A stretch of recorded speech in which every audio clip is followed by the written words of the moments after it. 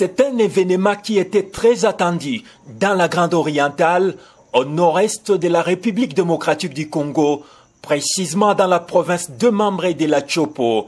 De milliers de Boyomais et Boyomaises, le représentant des organisations de la société civile, acteurs politiques, autorités civiles et militaires et coutumières, ainsi qu'une délégation venue de Kinshasa, capitale de la République démocratique du Congo, ont pris part à cette cérémonie rituelle historique en commune de Lubunga, rive gauche, à Kisangani, chef-lieu de la province de la Tchopo, précisément à Lokwa-Osio.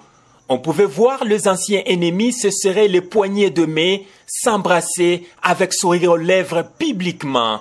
Le représentant de la communauté Mbole et Lengola accepte d'enterrer la hache de la guerre et vivre ensemble selon David Yofemo, acteur de la société civile au nord-est de la République démocratique du Congo dans la Grande Orientale, joint par Congo Orient 26 News.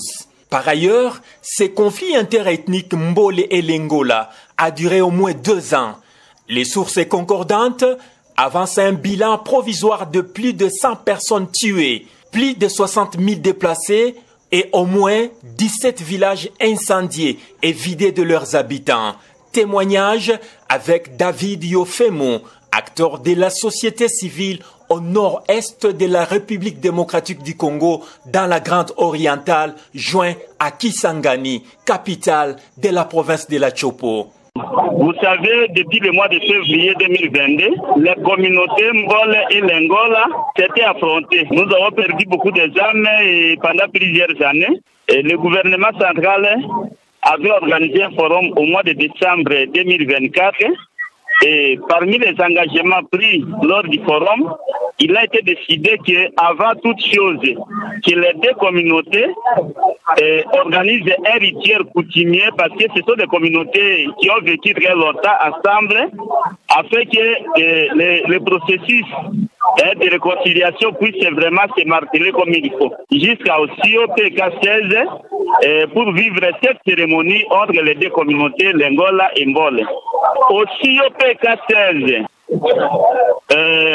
les déplacés, plus de 60 000 et les décédés, une centaine, et les décapités aussi, et aussi des familles, des villages aussi.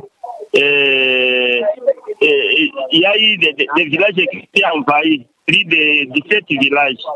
Non, au moins, ils se sont attendus pour la réconciliation, les rituels aujourd'hui.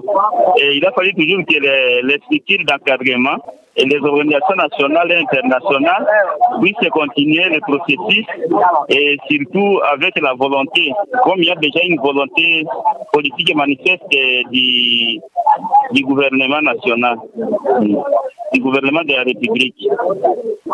L'aîné du problème, c'est un conflit foncier. Oui, il y a cette terre-là que l'Embole réclame que ça leur appartient et l'Engola que cette terre leur appartient. C'est un conflit foncier. Parce qu'il y a beaucoup de déplacés, il y a 3 camps, 4 camps de déplacés. Il y a aussi des familles qui sont accueillies, il y a des familles d'accueil. Il faut vraiment un accompagnement et un encadrement de toutes ces communautés-là. Oui, la cérémonie c'est aujourd'hui à 14h. C'est sous le patronage de son excellence le président de la République, avec la supervision de la première ministre, c'est le vice-premier ministre et le ministre de l'Intérieur, Sécurité, Décentralisation et Affaires coutumières qui organisent ça. Il y a lieu de signaler que le gouvernement de la République démocratique du Congo est représenté à cette cérémonie rituelle historique. Erickson Luhembwe, Congo Orient 26 News.